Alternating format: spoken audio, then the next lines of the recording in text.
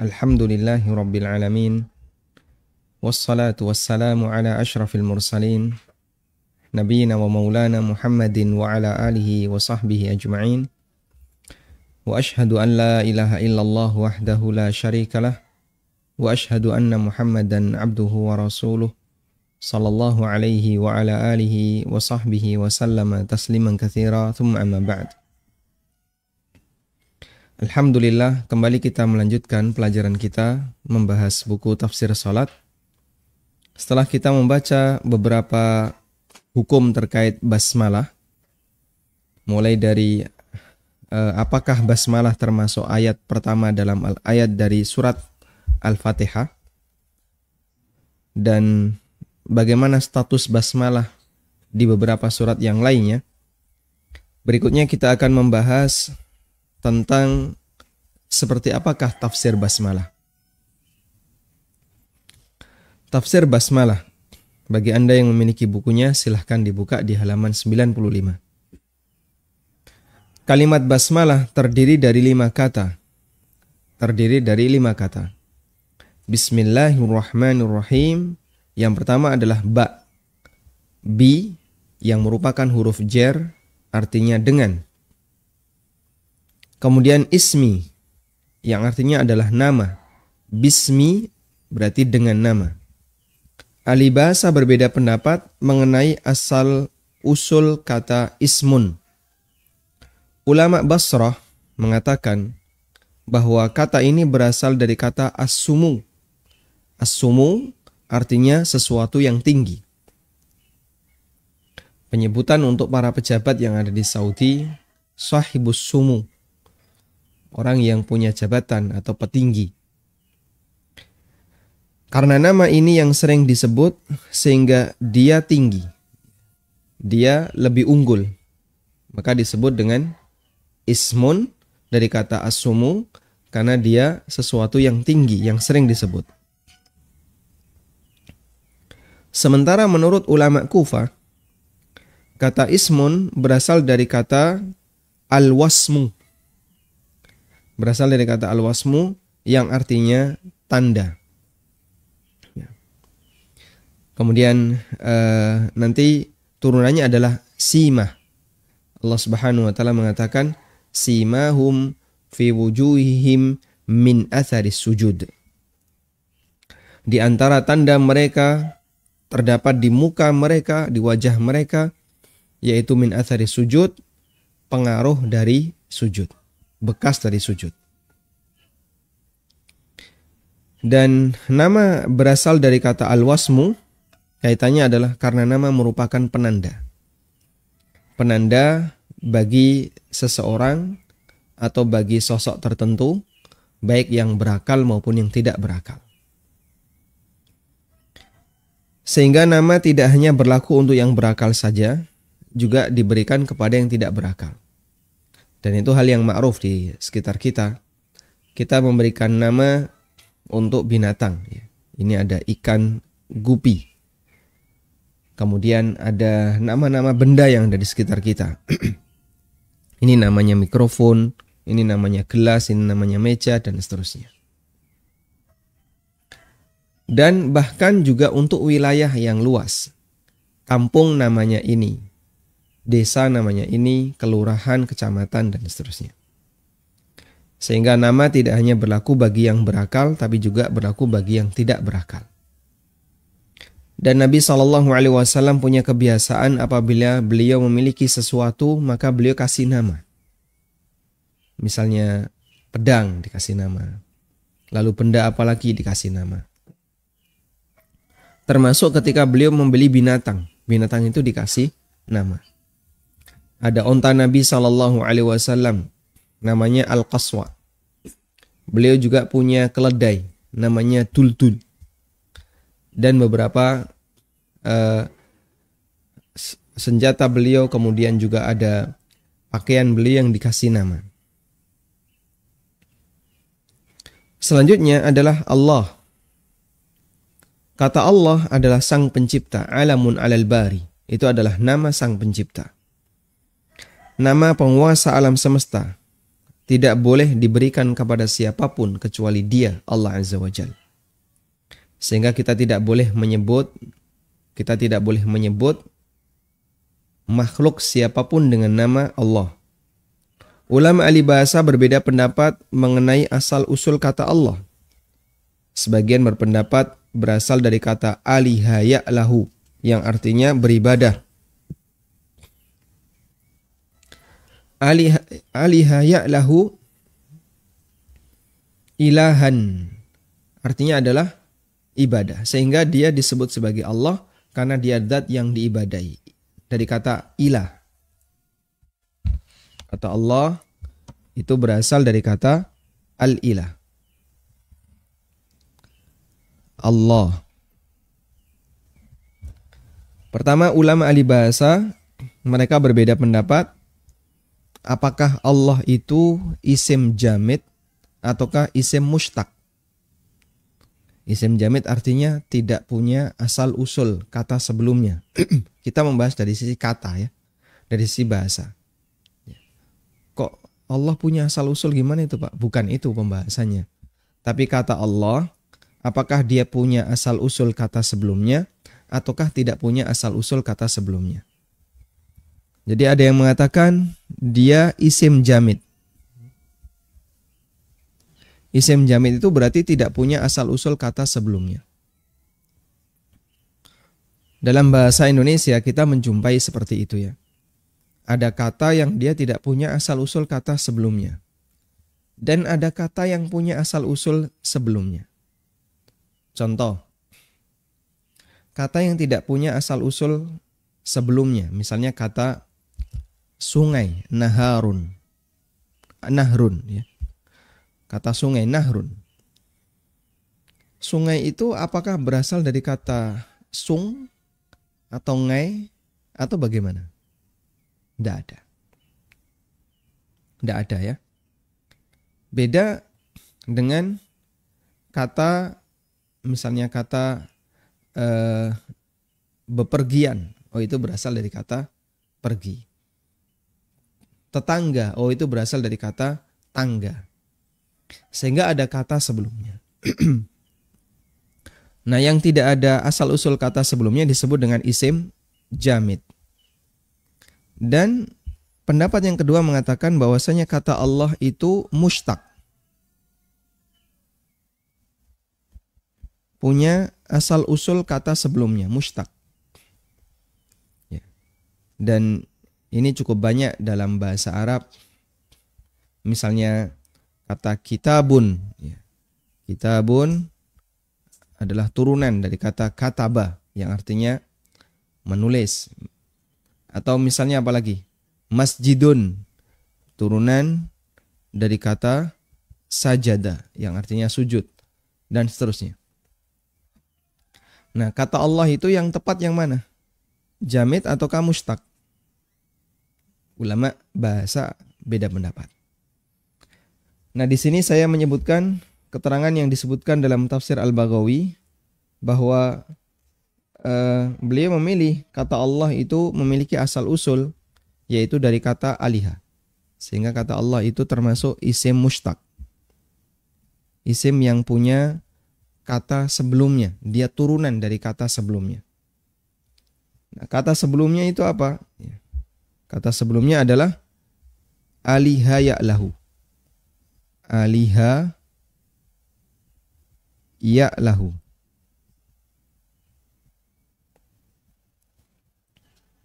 Aliha ya'lahu artinya beribadah.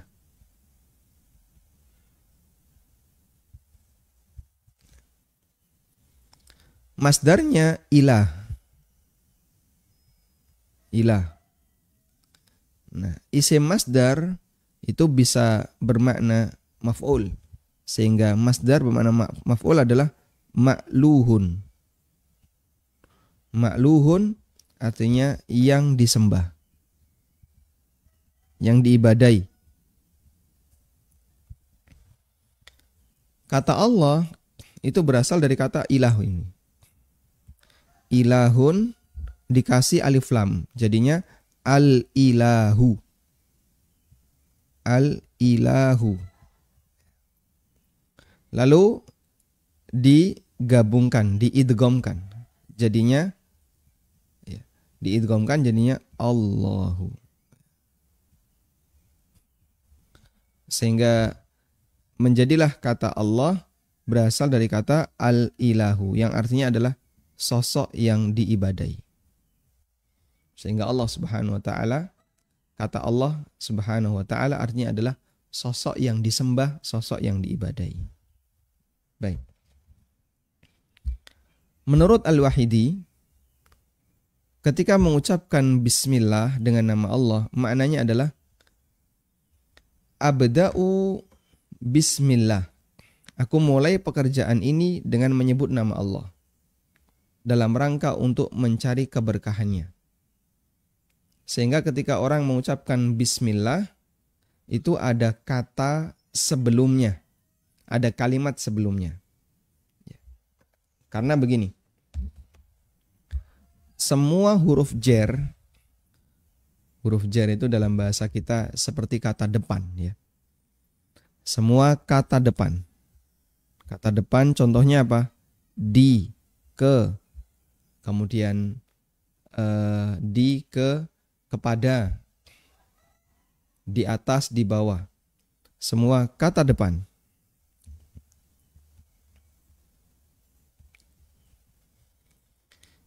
Yang ini mirip seperti huruf jar dalam bahasa Arab. Huruf jar dalam bahasa Arab, dia pasti punya kata sebelumnya. Jadi dia muta'alliqun bisyai', bergantung pada kata sebelumnya. Ada kalimat atau kata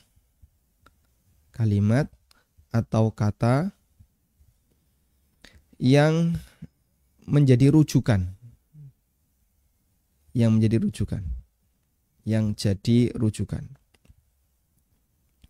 Karena kata depan ini tidak bisa berdiri sendiri. Sehingga harus ada kata yang menjadi kalimat atau kata yang jadi rujukan. Harus ada muta'allaqnya. Kata atau kalimat yang jadi rujukan. Saya kasih contoh misalnya. Orang mengatakan ke pasar. Ke pasar. Ini kalimat lengkap atau tidak? Tidak.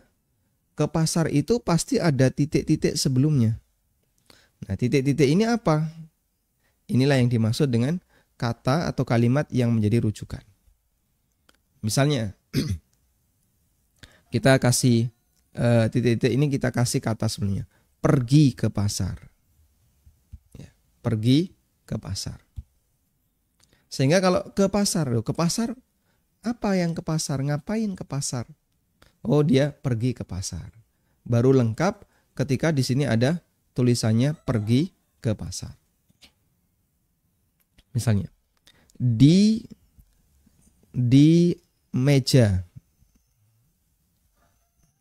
Saya di meja. Nah, ini pasti ada kata sebelumnya. Apa yang di meja? Apa di meja? Misalnya, duduk di meja. Misalnya ya, duduk di meja. Dan seterusnya. Sehingga yang namanya kata depan itu pasti punya kata rujukan sebelumnya. Tiba-tiba ada orang yang mengatakan dengan nama Allah. Dengan nama Allah. Loh, apanya yang dengan nama Allah? Apanya yang dengan nama Allah? Pasti di sini ada kata sebelumnya.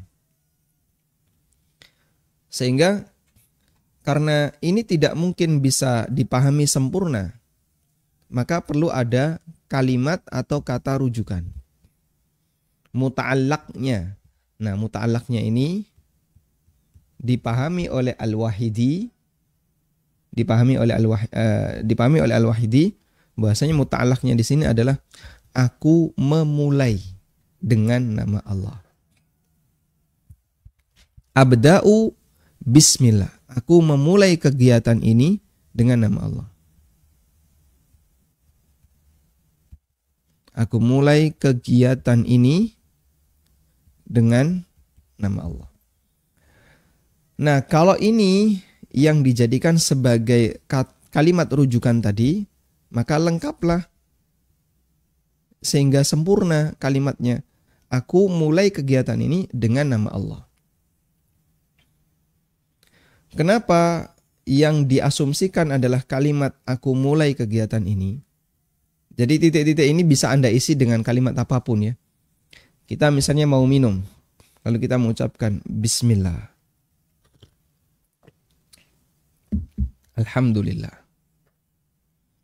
Maka berarti kalimat Bismillah yang kita baca adalah aku minum dengan nama Allah. Anda mulai makan, ngambil sesuatu. Bismillah, lalu makan. Berarti aku makan dengan nama Allah. Anda mulai membaca buku. Begitu buku itu Anda buka, Bismillah. Maka aku membaca dengan nama Allah. Dan begitu seterusnya. Termasuk ketika Anda mau menulis. Aku menulis dengan nama Allah. Dan begitu seterusnya. Sehingga kegiatan ini sifatnya umum untuk semua kegiatan apapun. Kita mengawalinya dengan nama Allah Subhanahu wa ta'ala. Nah. Dan kata Al-Wahidi rahimahullah, tujuan kita menyatakan demikian adalah lit-tabarruk, dalam rangka untuk mencari keberkahan. Lit-tabarruk. Sehingga kita nyatakan di depan ini adalah aku mulai kegiatan ini dengan nama Allah. Aku menulis dengan nama Allah, aku membaca dengan nama Allah, aku makan dengan nama Allah, aku naik kendaraan dengan nama Allah. Tujuannya adalah lit-tabarruk, dalam rangka untuk ngalap berkah. Agar kita mendapatkan keberkahan dari nama Allah Subhanahu wa ta'ala. Ibnu Jarir At-Tabari rahimahullah mengatakan, Innallaha ta'ala dzikruhu wa taqaddasat asma'uhu addaba nabiyahu Muhammadan sallallahu alaihi wasallam bita'limihi taqdimi dzikri asma'ihil husna amama jami'i af'alihi. Sesungguhnya Allah Ta'ala dzikruhu wa taqaddasat asma'uhu. Di situ tidak saya terjemahkan ya. Kalau kita terjemahkan, sesungguhnya Allah yang maha tinggi penyebutannya dan maha taqaddasat asma'uhu, maha suci nama-namanya. Addaba, dia mengajarkan adab kepada nabinya Muhammad sallallahu alaihi wasallam bita'limihi, dengan mengajarkan kepada beliau agar mendahulukan taqdima dzikri asma'ihil husna, agar mendahulukan menyebut namanya amama jami' af'alihi, di setiap permulaan perbuatannya, sebelum mengerjakan semua kegiatan. Sehingga sebelum A baca bismillah, sebelum B baca bismillah. Makanya kita bisa perhatikan hampir semua aktivitas yang dilakukan oleh muslim, yang di situ ada doanya, bentuk doa itu adalah bismillah. Mau tidur, bismika Allahumma. Ya. Kemudian apa lagi? Mau makan, bismillah. Mau melepas aurat, melepas baju, membuka aurat, bismillah. Mau minum, bismillah. Masuk rumah, bismillah. Naik kendaraan, bismillah. Sampai ketika hubungan badan, bismillah. Semua diawali dengan kata bismillah. Dalam rangka litabarruk, untuk mendapatkan keberkahan dari nama Allah Subhanahu wa ta'ala.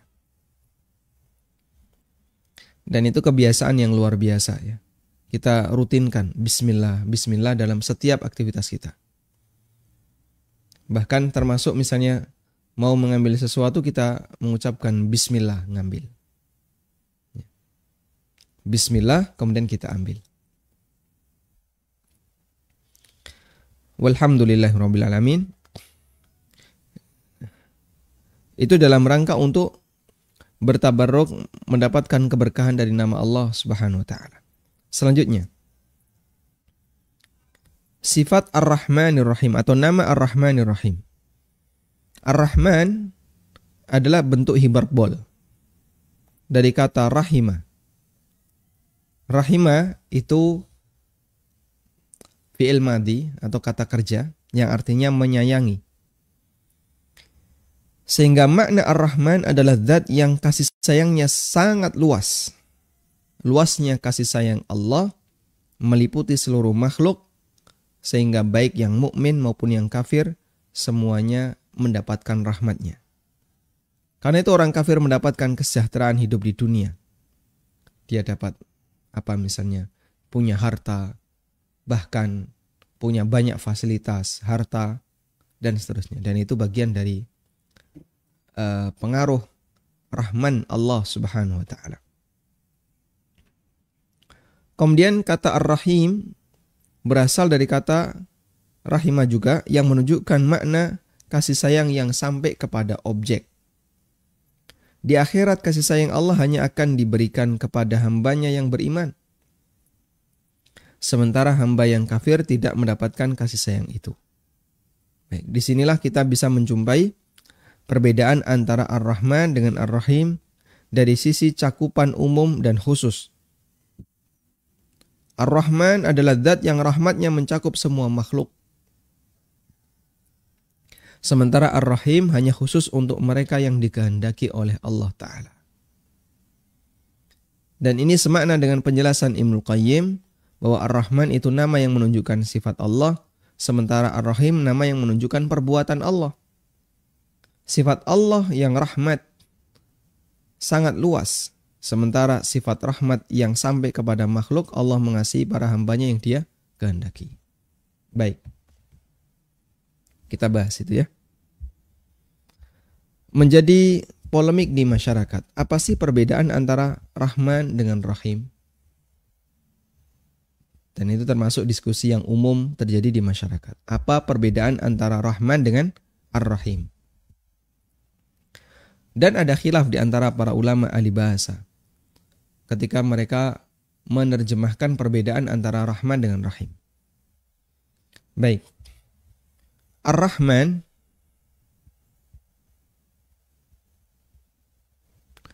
dan Ar-Rahim berasal dari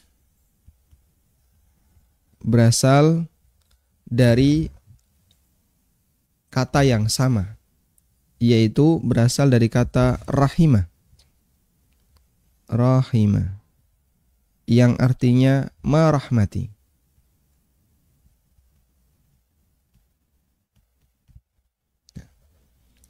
Bedanya adalah dari sisi pola katanya. Nah, pola ini menyebabkan perbedaan makna. Ar-Rahman itu mengikuti wazan. Wazan ya. Kalau Anda belajar sharaf kenal ini ya. Wazan itu pola. Kalau dalam bahasa Indonesia ada pola hiperbol, ada pola sarkas, dan seterusnya. Ya meskipun tidak begitu kelihatan ya. Kalau dalam bahasa Jawa mungkin lebih kelihatan. Pawanas. Artinya apa? Panas sekali. Kalau dalam bahasa Jogja, panis. Artinya apa? Panas banget. Panas sekali. Ar-Rahman itu mengikuti wazan fa'lan. Dan semua yang berwazan fa'lan, kata yang berwazan fa'lan, itu menunjukkan makna hiperbola, menunjukkan makna menyebutkan sesuatu yang luar biasa. Ya, menyebutkan sesuatu yang luar biasa. Itu pakai wazan fa'lan. Nah, lapar itu ju. Tapi kalau jau'an, wah itu lapar sekali, sangat lapar. Baik.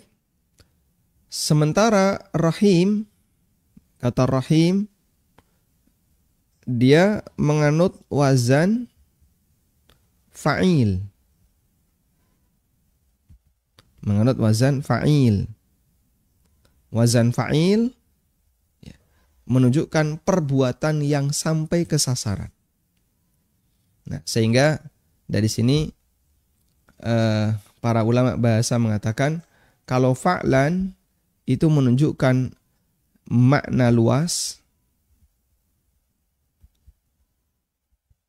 sedangkan fa'il itu menunjukkan makna perbuatan yang sampai. Perbuatan yang sampai ke sasaran. Sehingga gabungan dua ini, fa'lan dan fa'il, ya, gabungannya adalah Allah Subhanahu wa ta'ala.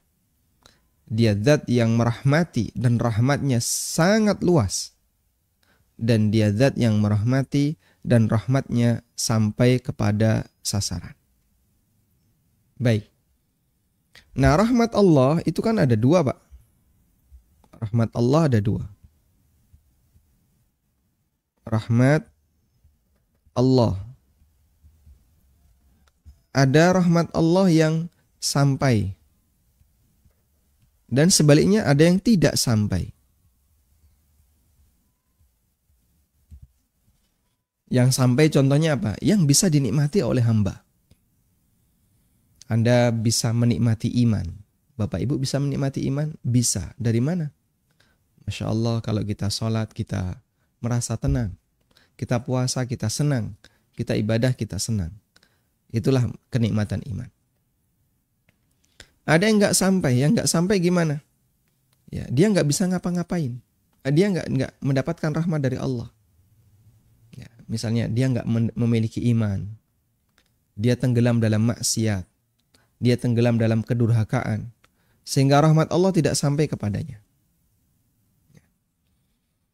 Dan rahmat ada yang bentuknya kenikmatan dunia, ada yang bentuknya kenikmatan akhirat. Yang puncak yang mana?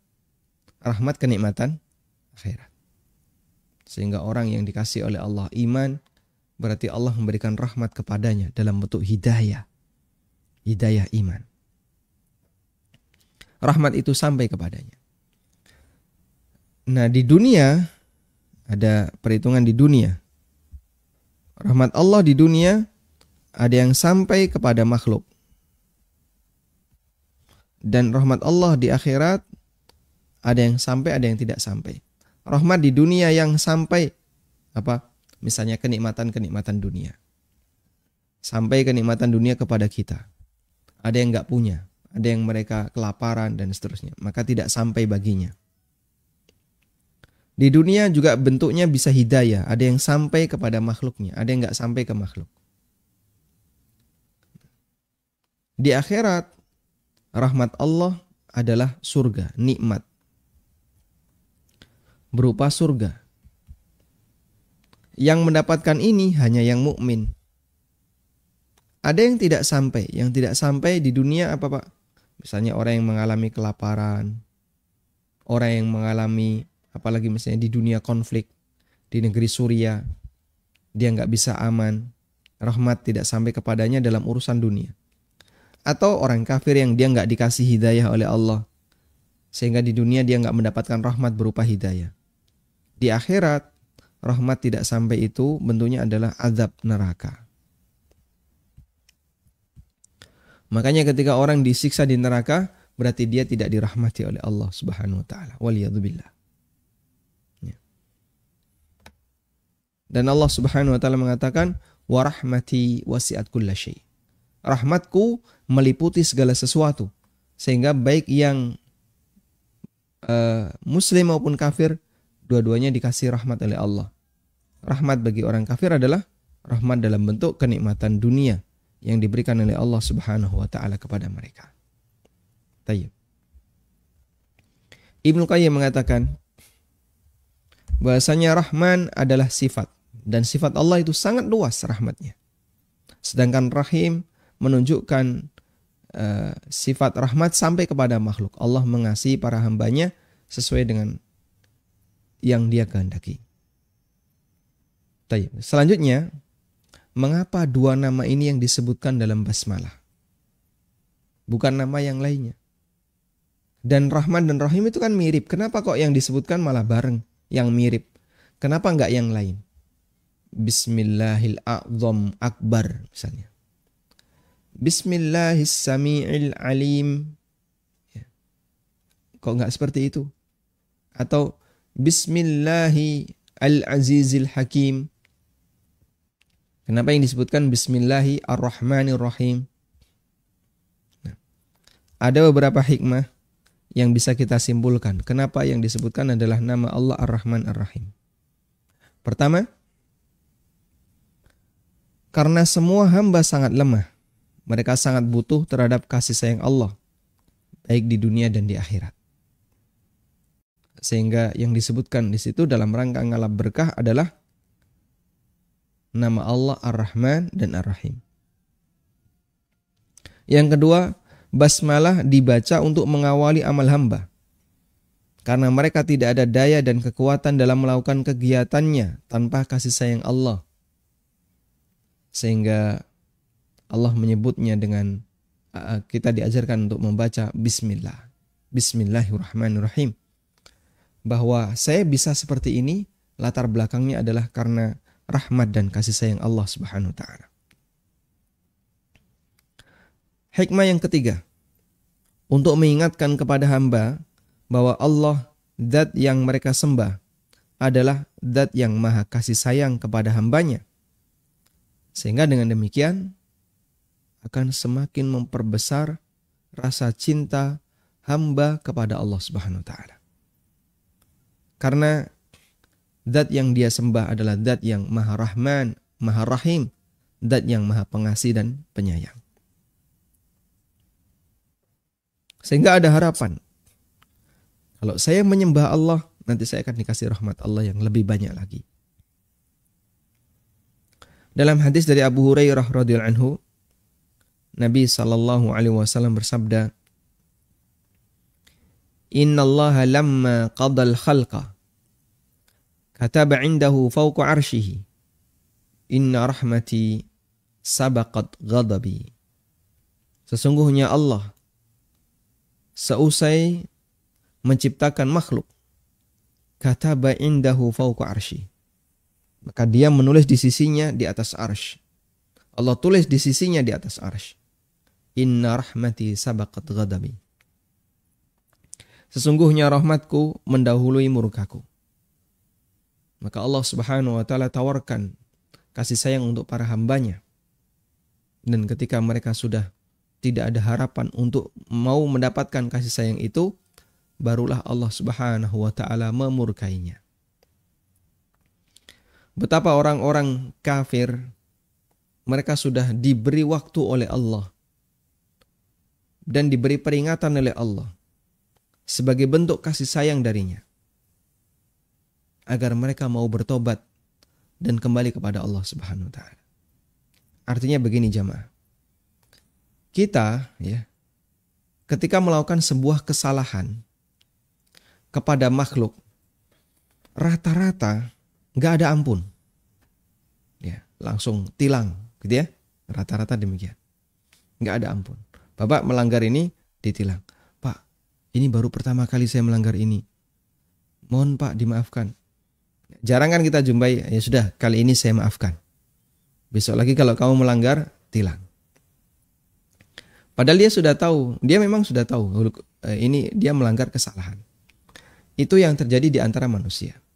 Orang melakukan pelanggaran langsung dihukum. Kamu masuk kerja telat, dipotong gaji. Mohon maaf Pak, ini baru pertama kali saya telat masuk kerja. Mohon jangan dipotong.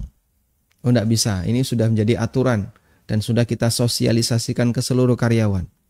Mohon maaf Pak, mohon maaf Pak. Sekali saja Pak. Enggak bisa, pokoknya gajimu dipotong. Itu hubungan makhluk dengan makhluk. Waktu saya tes SIM ya, itu kan ada mobil ditaruh di posisi miring gini kan. Nah, kemudian pasang handrem, pasang, dah. Matikan, mobil matikan, angkat kaki, tak angkat kaki. Sekarang nyalakan. Jalan tidak boleh mundur 30 cm, digarisi sama polisi. Ya, 2 kali saya gagal ya. Masya Allah. Ya. Terus balik lagi. 5 kali alhamdulillah lolos dapat SIM A. Karena ini 2 kali, kemudian maju mundur juga beberapa kali gagal. Terus Bapak petugas menjelaskan, kenapa kok kamu gagal sekali langsung tidak lulus? Ya. Sehingga dalam tes itu pokoknya gagal sekali sudah nggak lulus. Karena kata beliau kecelakaan itu sekali. Sehingga tidak ada ini kecelakaan, oh ditoleransi, besok kecelakaan lagi ditoleransi, baru yang ketiga lulus, tidak seperti itu. Begitu kamu mundur sudah menjadi penyebab kecelakaan. Makanya begitu mundur sekali gagal sudah besok lagi datang lagi. Nah, kemudian saya memahami, oh seperti inilah hukum di antara manusia. Sangat berbeda dengan hukum Allah Subhanahu wa taala. Allah Subhanahu wa taala mengatakan, "Inna rahmati sabaqat ghadabi." Sesungguhnya rahmatku itu mendahului murkaku. Kita bersalah berkali-kali. Kita berdosa. Manusia berdosa, berkali-kali berdosa. Tapi Allah kasih kesempatan dia. Kali ini dimaafkan. Sampai akhirnya di ujung saat dia mau meninggal dunia, itulah kesempatan terakhir. Ada di antara mereka yang diselamatkan oleh Allah. Sehingga dia dikasih kesempatan untuk taubat. Ada di antara mereka yang masih tenggelam dalam maksiat. Allah nggak kasih dia kesempatan untuk taubat. Ada di antara mereka yang dia mendapatkan husnul khatimah. Dan ada di antara mereka yang su'ul khatimah. Dan kita berharap kepada Allah Subhanahu wa taala, semoga Allah merahmati kita saat kita meninggal dunia. Sehingga kita memohon, Allahumma inni as'aluka rahmataka. Ya Allah, aku mohon kepadamu, aku mohon rahmatmu. Indal mauti, ketika engkau mencabut nyawaku. Sehingga kita mohon rahmat Allah Subhanahu wa taala, wa rahmatan indal maut, dan rahmat Allah ketika kita meninggal. Nah, wa maghfiratan ba'dal maut, dan ampunan setelah kita meninggal. Karena orang yang dirahmati oleh Allah saat dia meninggal dunia, Allah kasih dia kesempatan untuk bertobat, dan itu kesempatan terakhir. Padahal kita berkali-kali bersalah, berdosa, ya, berdosa lagi. Dan Allah nyatakan dalam Al-Quran, Anda bisa baca misalnya firman Allah, ya.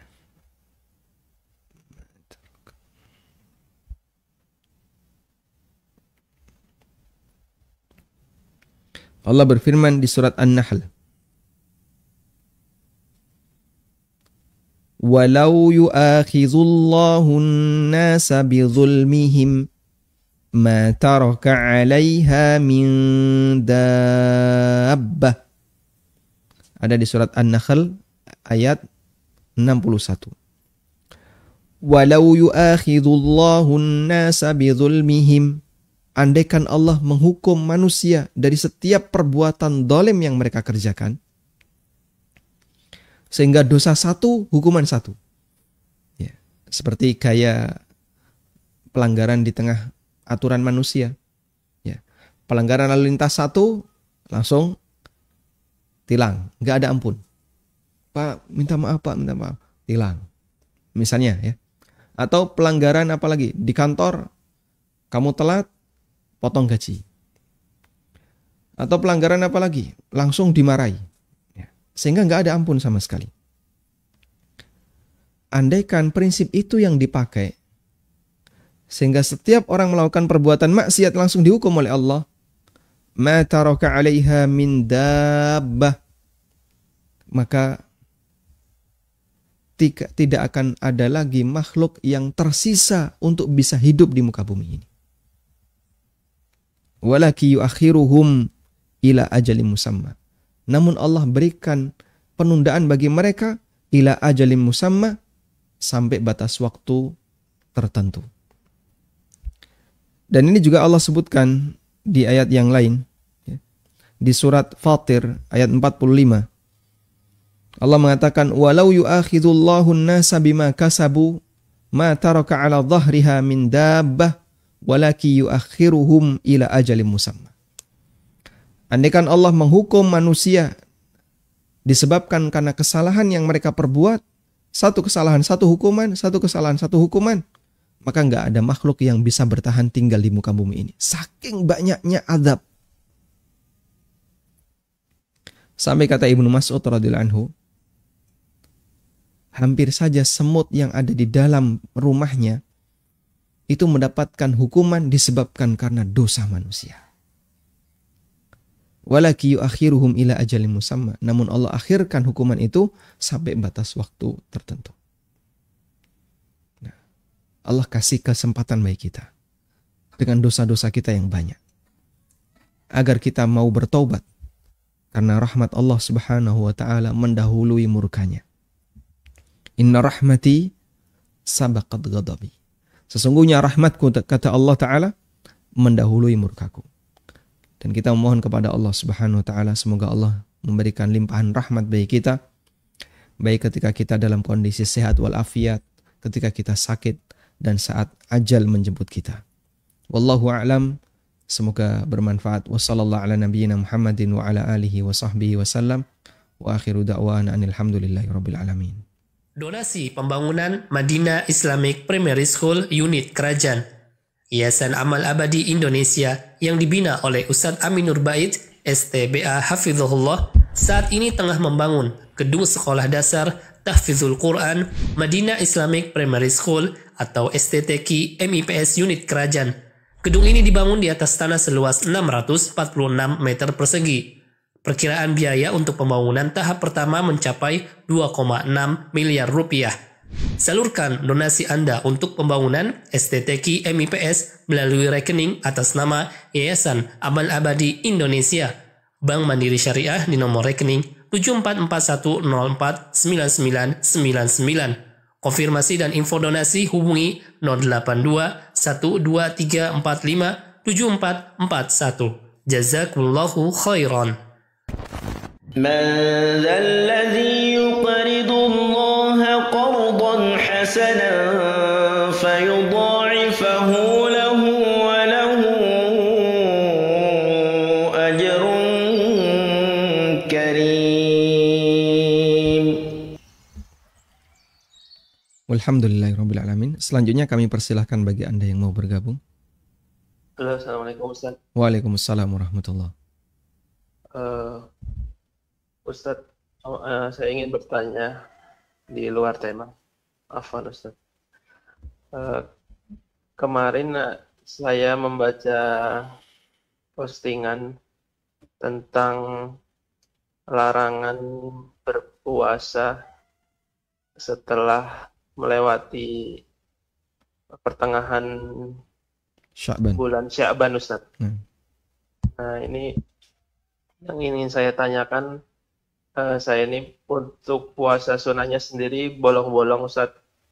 Nah, apakah di sisa bulan Sya'ban ini masih boleh memperbanyak puasa dengan kondisi saya tidak rutin Ustaz, masih bolong-bolong Ustaz?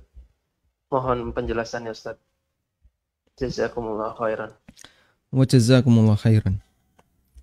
Kita akan bahas tentang hukum berpuasa setelah pertengahan Sya'ban. Terdapat sebuah hadis yang mengatakan idzan tasafa Sya'banu fala tasumu. Apabila sudah masuk pertengahan Sya'ban, maka janganlah kalian berpuasa. Hadis ini diriwayatkan oleh Abu Dawud, Turmudi, Ibnu Majah, dan disahihkan oleh Syekh Albani rahimahullah. Namun ada riwayat yang lain dari Aisyah radhiyallahu anha, di mana beliau mengatakan belum pernah Nabi SAW yasumu syahran kamilan, berpuasa sebulan penuh kecuali di Ramadan. Dan tidak kami jumpai Nabi SAW memperbanyak puasa sunnah kecuali di bulan Sya'ban. Hadis riwayat Bukhari Muslim. Baik. Lalu bagaimana kompromi hadis ini? pendapat yang lebih mendekati dalam hal ini adalah keterangan yang dinukil oleh Al-Hafidh Ibnu Hajar. Beliau menukil keterangan Al-Qurtubi. Tidak ada pertentangan antara hadis yang melarang puasa setelah memasuki pertengahan Ramadan dengan hadis yang menceritakan kebiasaan Nabi Shallallahu Alaihi Wasallam di mana beliau rajin berpuasa di bulan Sya'ban.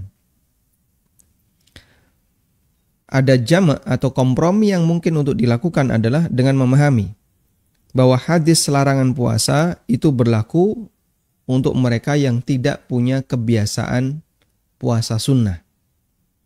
Maka begitu masuk pertengahan Ramadan, dia sudah tidak boleh lagi berpuasa.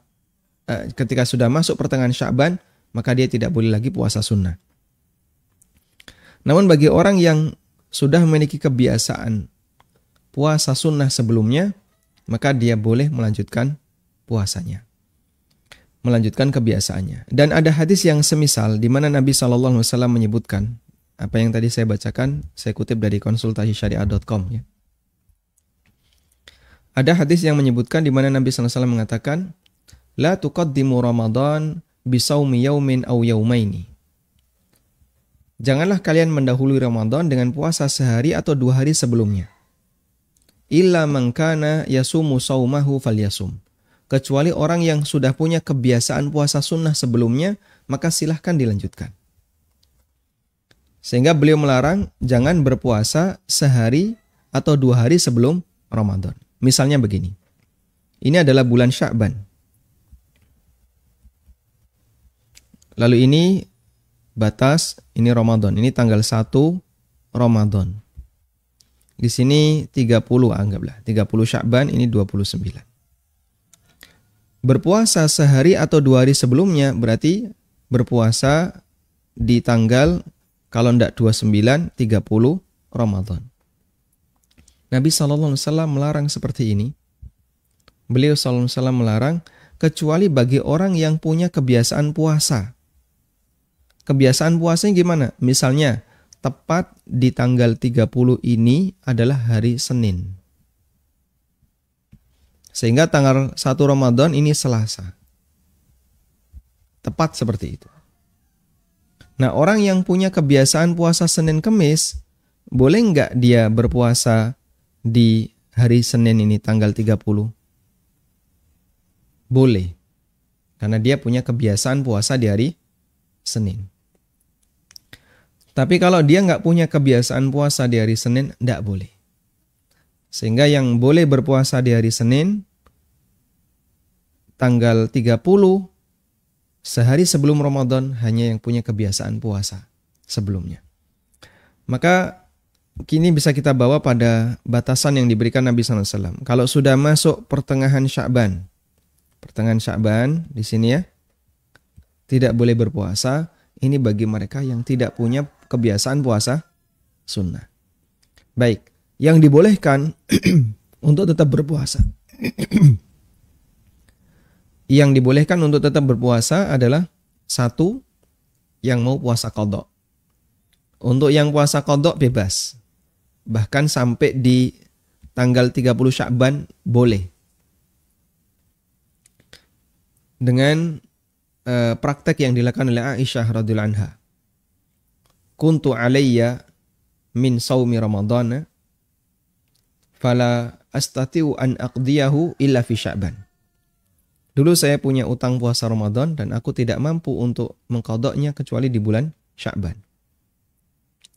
Sehingga Aisyah utang puasanya dibayar di bulan Sya'ban. Maka bebas waktunya, mau di tanggal 1 boleh, di tanggal 2, 3 dan seterusnya boleh, meskipun sudah melebihi pertengahan diperbolehkan. Yang kedua adalah orang yang sudah memiliki kebiasaan rutin puasa tertentu. Misalnya Senin Kamis. Sehingga misalnya tanggal 1 ini Senin. Senin, Kamis, Senin, Kamis, Senin, Kamis. Sampai di akhir di sini dia jatuh puasa Kamis misalnya. Maka dia tetap boleh melanjutkan sampai di akhir Ramadan. Tapi yang tidak punya dua alasan itu tidak boleh. Begitu sudah masuk pertengahan, ya sudah. Anda tidak termasuk di antara orang yang diperbolehkan untuk berpuasa Sya'ban. Atau yang ketiga, orang yang punya puasa Sya'ban dari awal. Tanggal 1 dia puasa, tanggal 2 puasa, 4 puasa, 5 puasa. Loh kok kamu puasa terus sih? Nabi SAW sering puasa Sya'ban. Baik, ini silakan dilanjutkan sampai akhir Sya'ban. Karena dia dari awal sudah rajin berpuasa di bulan Sya'ban. Wallahu a'lam. Baik, silahkan. Halo, Assalamualaikum Ustaz. Waalaikumsalam warahmatullahi. Ana mau tanya Ustaz tentang zakat perikanan. Masya Allah. Itu kalau petani tambak itu perlu dizakati nggak Ustaz ya perikanannya? Kalau zakatnya itu nisabnya berapa Ustaz? Nah, cukup Bapak? Baik. Itu aja Ustaz. Terima kasih. Jazakumullahu khairan. Assalamualaikum warahmatullahi wabarakatuh. Waalaikumsalam warahmatullahi wabarakatuh. Jadi objek zakat ada berupa ternak. Namun ini hanya berlaku untuk 3 jenis binatang ya. Unta, sapi, dan kambing. Nah, sekarang kan ternak itu umum ya. Ada ternak lele, ternak ayam, ternak bahkan ulat aja diternak ya. Jadinya bisnis magot. Ada ternak gupi ya. Terus apakah itu ada zakatnya? Karena dia tidak masuk kategori. Jadi 3 hewan ini disebut dengan bahimatul an'am. Disebut dengan bahimatul an'am. Karena dia tidak masuk kategori bahimatul an'am, maka dia tidak dizakati sebagaimana zakat binatang ternak. Sehingga tidak berlaku di zakat binatang ternak. Zakat binatang ternak namanya zakatul masyiyah. Tidak berlaku di sini. Kenapa tidak berlaku di sini? Karena ikan, ayam, dan seterusnya tidak masuk di sini. Nah, ketika dia tidak masuk, berarti dia masuk di mana? Jika diperdagangkan, ya, diperdagangkan, maka jadinya masuk dalam kategori mal tijarah. Jadinya zakat perdagangan, tijarah. Zakat perdagangan. Terus cara ngitungnya gimana? Cara ngitungnya sama seperti zakat mal, yaitu nisabnya. Kalau nisab onta, sapi, kambing itu bijian ya. Onta 4 ekor, sapi 30 ekor, kambing 40 ekor. Kemudian ada penambahan-penambahan masing-masing. Jadi pakai jumlahnya. Kalau nisabnya perdagangan itu ekivalen dengan emas 20 dinar atau 85 gram emas. Yang dulu sudah pernah kita bahas ya. Sehingga jika Anda merawat gupi dan gupi Anda itu nilainya sekian dan itu diperdagangkan. Nilainya berapa ini? Kurang lebih 68 juta. Anda punya farm, baik gupi atau satunya apa? Yang kan kecil, cupang atau yang lainnya, dan nilainya sekian berarti sudah nisab. Maka nanti tahun depan dizakati. Dengan ketentuan jika itu diperdagangkan. Tapi kalau tidak diperdagangkan, hanya untuk hiasan di rumah, meskipun mahal, maka tidak perlu dizakati. Orang punya arwana gede, ya, harganya berapa? Oh ini 500 juta. Kalau mati sakit hati ya. Makan arwana 1 langsung jantungan. Ya. Maka yang seperti ini kalau hanya untuk hiasan, nggak wajib dizakati. Wallahu a'lam. Assalamualaikum Ustadz, izin bertanya. Waalaikumsalam warahmatullahi. Yang pertama, apakah ada dalil imam mengucapkan as-sholatu jami'ah rahimakumullah sebelum sholat? Yang kedua, bagaimana hukumnya imam yang sebelum memulai sholat tidak menyerukan jamaah meluruskan dan merapatkan shaf? Syukron. Nah, komando untuk berkumpul jamaah itu ada yang bentuknya iqamah dan ada yang bentuknya as-sholatu jami'ah dan ada yang bentuknya ketika imam datang. As-sholatu jami'ah itu diucapkan oleh Nabi SAW ketika sholat gerhana. Sehingga lafaz as-sholatu jami'atun. Ayo kita sholat berjamaah. Itu dilakukan oleh Nabi SAW ketika sholat gerhana. Dan selain itu tidak dilakukan oleh Nabi SAW. Untuk sholat wajib, untuk sholat gerhana kan tidak ada adzan dan iqamah. Tapi adanya kalimat ini, as-sholatu jami'ah. Untuk sholat wajib, maka cukup iqamah. Sholat Jumat juga sama, iqamah. Sehingga sholat yang ada adzan dan iqamah, pakai iqamah. Untuk sholat id adalah begitu imam datang, langsung dimulai. Karena yang jadi standar adalah kedatangan imam. Sehingga yang seperti ini kita amalkan sesuai dengan posisinya.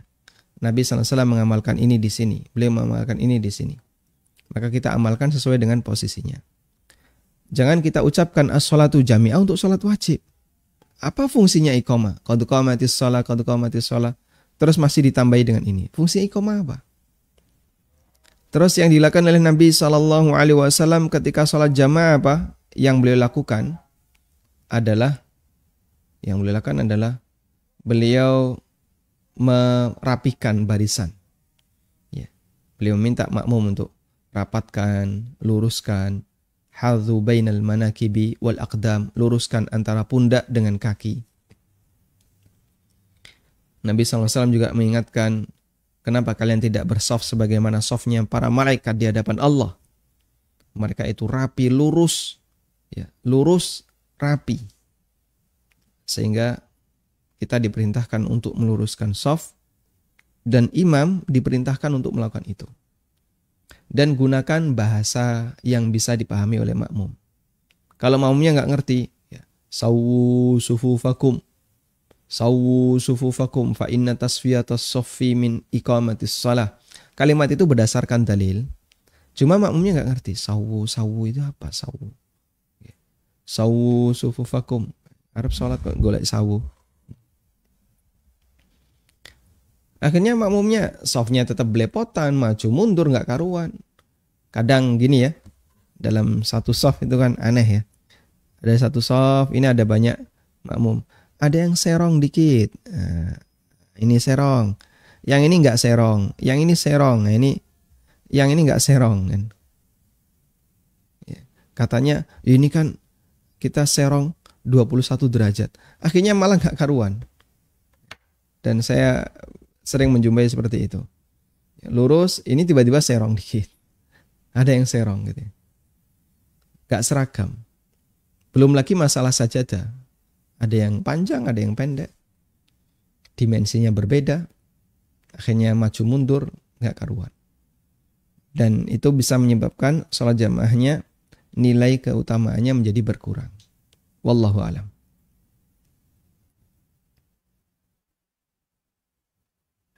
Baik, silahkan.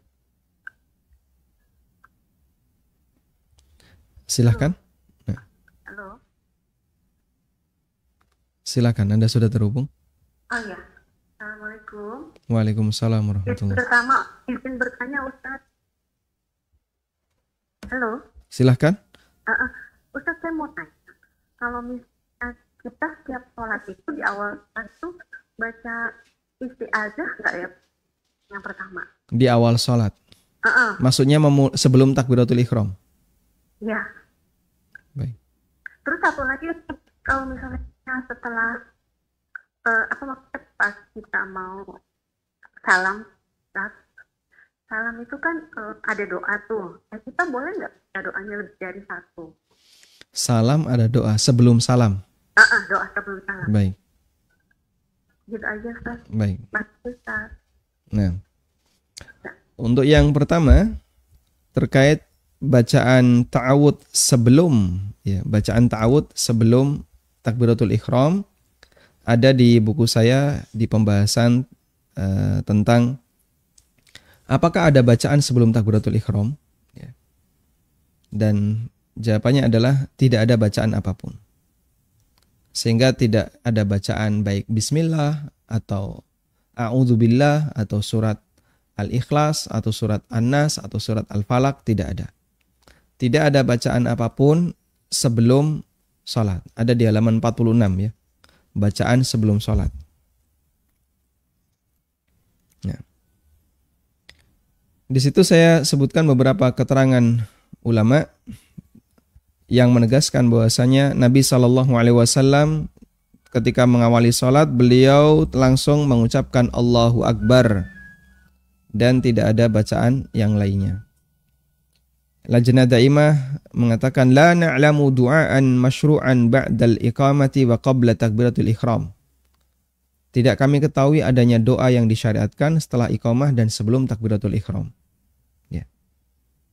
Sehingga tidak ada bacaan apapun.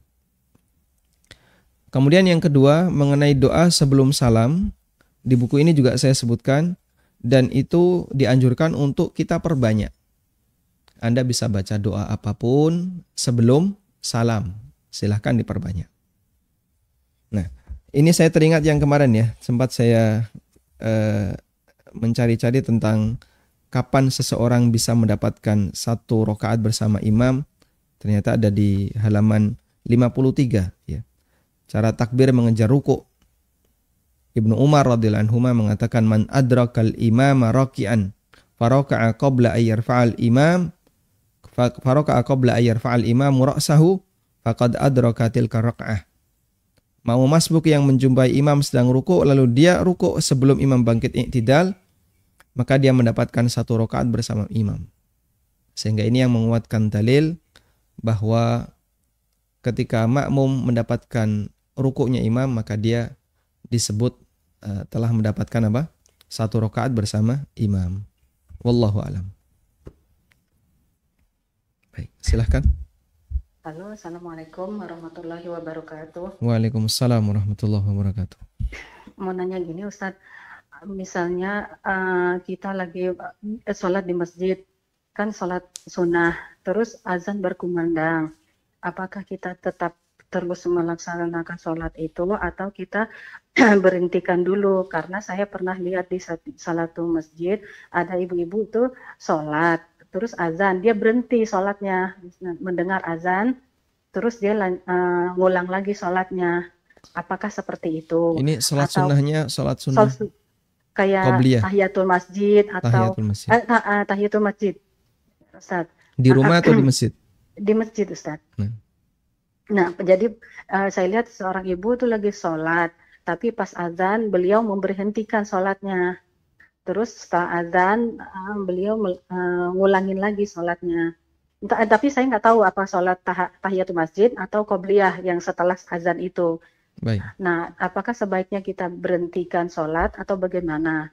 Terus kalau misalnya kita tetap sholat, misalnya lagi sujud masih azan, apakah kita boleh menjawab azan pada saat posisi kita sujud itu? Gitu aja Ustadz, mohon penjelasannya. Assalamualaikum warahmatullahi wabarakatuh. Barakallahu fiik. Waalaikumsalam warahmatullahi wabarakatuh. Ketika kita sholat lalu tiba-tiba terdengar suara adzan, saya berasumsi jika adzan itu tepat waktu ya. Kalau adzannya tidak tepat waktu lain lagi pembahasannya. Kemudian baru adzan dan adzan itu tepat waktu. Lalu kita sudah melaksanakan sholat qobliyah. Misalnya sudah dapat 1 rakaat. Tiba-tiba di rakaat yang kedua terdengar adzan. Dan adzan itu tepat waktu. Berarti kita bisa pastikan sholat qobliyah yang tadi kita kerjakan adalah sholat qobliyah sebelum masuk waktu. Misalnya zuhur tepat jam 12 teng. Tapi Anda sudah melakukan sholat qobliyah jam 11.58. 2 menit sebelum jam 12. Dapat 1 rakaat. Di rakaat yang kedua, jam masjid berbunyi. Langsung muadzin adzan tepat waktu. Dan pas itu masuk waktu zuhur. Berarti posisi Anda yang sholat tadi melakukan sholat qobliyah sebelum waktunya. Gimana ini? Ya, karena belum masuk waktu duhur tidak bisa disebut sebagai qobliyah duhur. Maka Anda bisa switch ke sholat mutlak. Jadinya niatnya berubah jadi sholat sunnah mutlak. Nah, cuman yang jadi masalah adalah Anda melakukan sholat sunnah mutlak di waktu larangan. Kalau duhur kan ada waktu larangan, yaitu saat matahari tepat berada di atas. Atau misalnya subuh. Kejadian ini pernah saya alami ya. Subuh bangun nggak lihat jam karena ada pengumuman kematian. Ada orang ngasih pengumuman kematian. Nggak lihat jam, begitu bangun langsung ke kamar mandi, terus sholat. Sholatnya sholat qobliyah. Nggak lihat pengumuman, nggak lihat jam. Bayangan kami kalau sudah ada pengumuman kematian ya biasanya sudah selesai, sudah sholat subuh. Wah, kita telat saya. Langsung sholat qobliyah subuh. Ternyata setelah itu ada tarhim. Ya. Sholawat tarhim tahu ya?